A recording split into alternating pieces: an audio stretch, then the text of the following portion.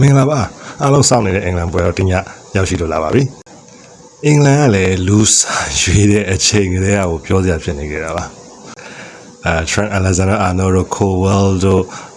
Gibbs White တို့လူတွေကိုမရွေးပဲခြံခဲ့တာနောက်ပြီးတော့ Foden တို့ Cole Palmer တို့အစား Arsenal မှာပွဲထွက်ခွင့်ပုံမှန်မရှိနေတဲ့ Madueke နောက်ပြီးတော့တနည်းရွှေတနည်းငွေမသေးကြနေတဲ့ Ivan Toney တို့ Ollie Watkins တို့ကိုရွေးတာနောက် Maguire ကောင်းကြီးအစားတန်ပန်နောက်တရားဒီလုံးမှာ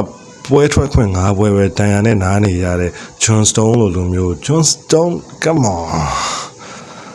အဲ့ဒါတကယ်အားတက်ကြပါပဲည Croatia တော့သူတို့ထုံးစံတိုင်းအဖိုးကြီးတုပ်ဆုံးတွေဖြစ်တဲ့Luka Modric Kovacic Perisic ဒီဘက်နဲ့ပဲထွက်လာပါပဲအဲ့တော့ဒီညအင်္ဂလန်သားမနိုင်ခဲ့လို့ရှိရင်တော့ Tuchel တယောက်အဆဲခံကိန်းရှိနေပါတယ်ဒီဘက်ရင်စပြီးတော့လူရွေးတဲ့မှားတာဟိုးဆိုတဲ့ Hamrin နဲ့ Blame ခံကိန်းရှိနေပါတယ်Tuchel ကတော့သူရွေးခဲ့တဲ့လူတွေကဘာကြောင့်ရွေးခဲ့လဲဆိုလို့ရှိရင်နိုင်နေတဲ့အချိန်မှာဘယ်သူတွေနဲ့ဆော့ဖို့ဘယ်သူတွေနဲ့ကစားဖို့